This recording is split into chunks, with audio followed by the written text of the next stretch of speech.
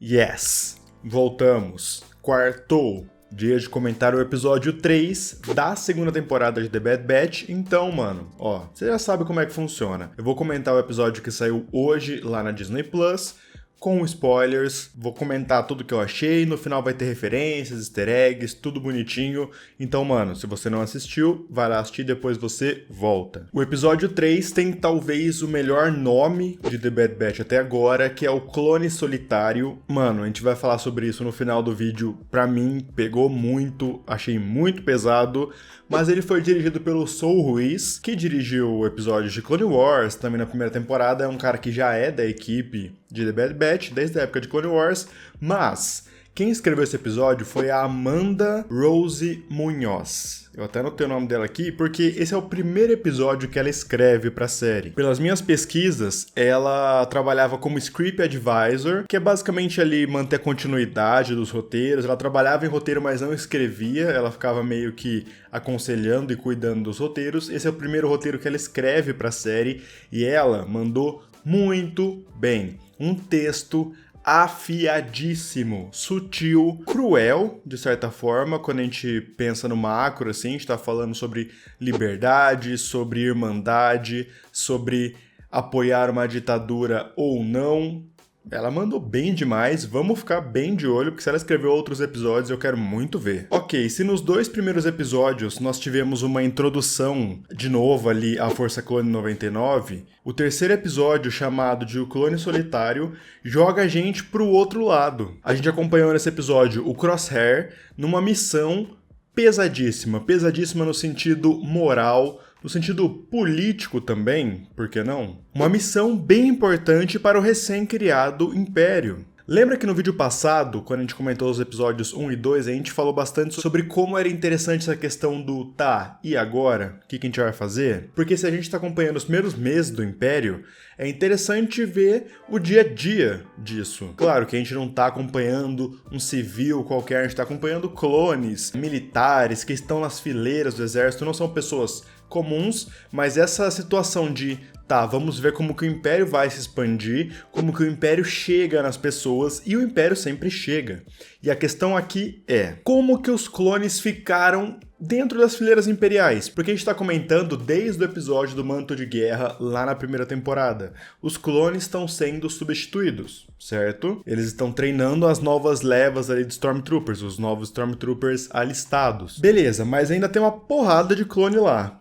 E aí? Esses clones estão fazendo o quê? Beleza, o chip ativou na cabeça deles e eles não têm mais opinião nenhuma? Não tem mais, sei lá, personalidade nenhuma? Nunca mais? Virou uma máquina? Nesse episódio, a gente tá vendo que não só o Cody vaza, como ele comenta também com o Crosshair, que vários clones estão vazando. Vários clones, como a gente tá ali no primeiro ano do Império, vários clones estão sacando que, na verdade, eles estão numa ditadura. Eles estão apoiando e trabalhando numa ditadura, sendo que eles foram programados, projetados, passaram a vida inteira lutando pela galáxia, para salvar a galáxia, entre aspas. E agora eles são o inimigo, eles são o exército do inimigo. Aquilo que você lutava, que salvava todo mundo, teoricamente, se tornou o inimigo total, aberto. Vamos ser sinceros, isso não é novidade dentro da própria série. Na primeira temporada tivemos o Cut Laquen, por exemplo, que desertou ainda durante as Guerras Clônicas. Mais pra frente a gente viu o Capitão Clone Hauser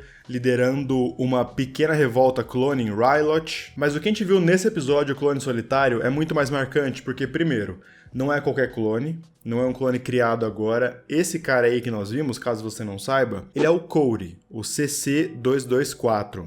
O comandante Cody era o segundo no comando, na verdade, do batalhão 212. Ele era o segundo no comando porque o primeiro no comando era o Obi-Wan. Lembra que lá na Vingança do Sith, um clone com uma viseira laranja, uma armadura com os detalhes laranja, manda atirar no Obi-Wan durante a Ordem 66? Era o Cody. Então é um velho conhecido nosso e é uma coisa que os fãs iam pedindo faz tempo. Na Vingança do Sith, a gente viu uma interação básica ali entre os clones e os generais Jedi. Em Clone Wars, a gente viu que o Rex era muito parça da Ahsoka e do Anakin, e o Cody era parça do Obi-Wan. E aí quando você vê o final de Clone Wars, por exemplo, você fala, mano, só o Rex vai vazar vazar, o Cody não vai, e agora a gente tem a confirmação. O Cody não vazou, ativou a ordem nele ali, ele matou os Jedi, tá trabalhando pro Império, mas agora, num período ali de meses, ele vaza. Ele sacou que o que eles estão fazendo é o oposto do que eles tinham que fazer, do que eles foram projetados pra fazer. Vamos falar um pouquinho sobre o Exército Clone, sobre a construção do Exército Clone. Eu juro que eu não vou me alongar muito, porque é uma coisa que a gente já comentou bastante aqui no canal,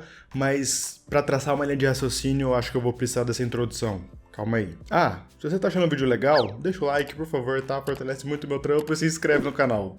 Exército Clone. Os clones eram feitos aos montes em Kamino, treinados desde muito cedo para serem os soldados perfeitos da República. Como eles tinham modificações genéticas para envelhecerem mais rápido, eles apenas conviviam em Kamino, treinavam lá, até o momento onde eles se tornavam adultos e eram jogados na guerra. As guerras clônicas duraram aproximadamente 3 anos e meio, sem contar os anos que um clone vive em Kamino. Ele tem um tempo de vida reduzido, porque ele envelhece mais rápido, mas ele ainda passa alguns anos vivendo, né? Antes de ir pra guerra e na guerra também. Ou seja, os clones têm suas memórias, suas lembranças, sua vivência, mesmo com o chip da Ordem 66 ativado. Não sei porque eu falei mais baixo agora, mas agora vai ser ASMR. Então, o comandante Cody, ele teve o chip ativado sim, mas o que a gente tá acompanhando é que, pelo menos é o que parece que a gente tá vendo, é que o chip de alguma maneira perde o efeito. Eu acredito que vai pra uma linha um pouco mais assim. Eu acho, claro, a série vai explicar pra gente melhor isso, mas eu acho que assim, o chip, quando ele é ativado, o clone cumpre a ordem sem questionar. Bons soldados seguem ordens.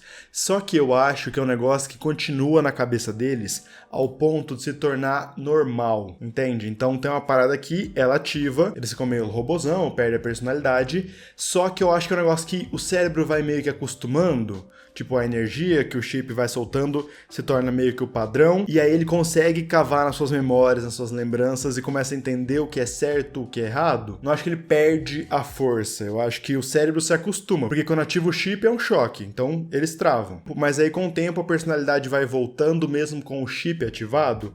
Eu acho que é pra esse sentido que a gente tá indo. Bom, a missão do Crosshair e do Cody é a seguinte. O Cody vai comandar a missão, né? O Crosshair não está apto, segundo o Rampart, pra comandar nada, depois da primeira temporada. Inclusive, ele ficou 32 dias em Kamino esperando o Império vir buscá-lo.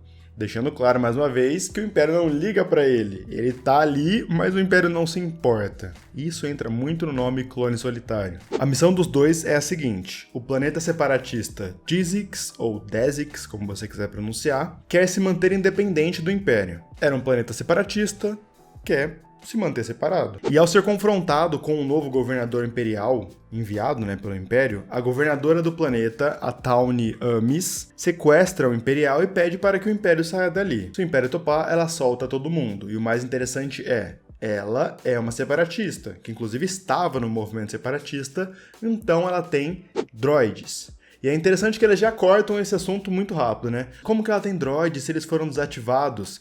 Cara, o Vader desativa os droids lá em Mustafar, no filme 3, A Vingança do Sith. Só que ele aperta o botão e os droids desativam. E é o que o Crosshair falou.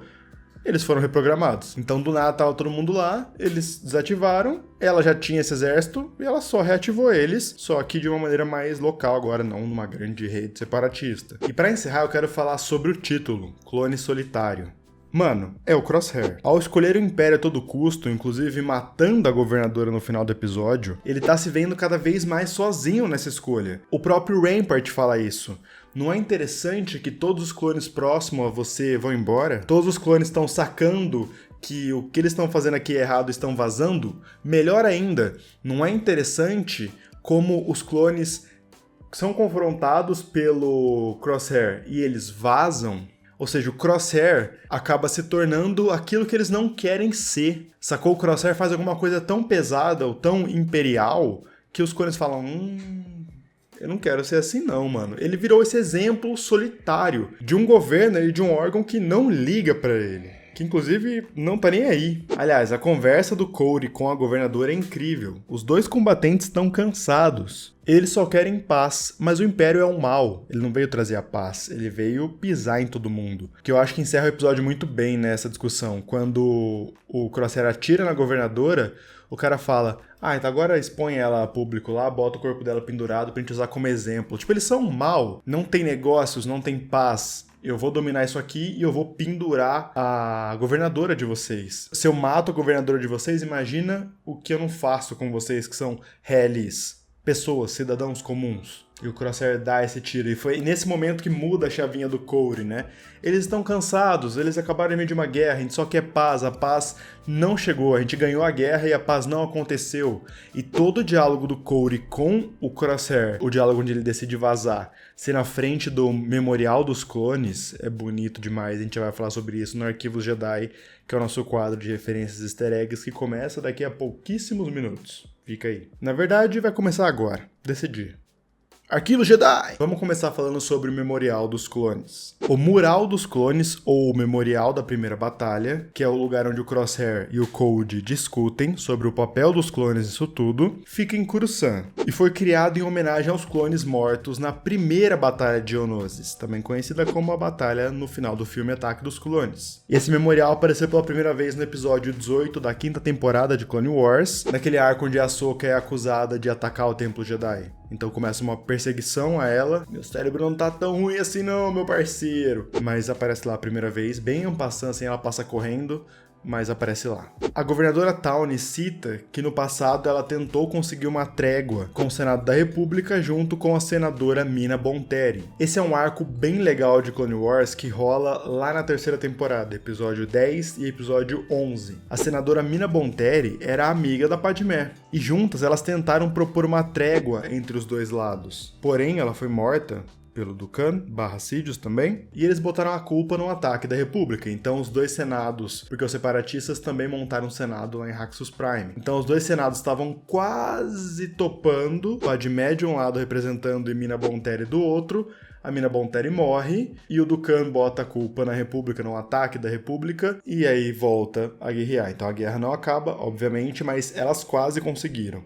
E é interessante ver a Tawny falando sobre isso. Para encerrar o quadro Arquivo Jedi e também o vídeo, não é bem uma referência, mas olha só que interessante.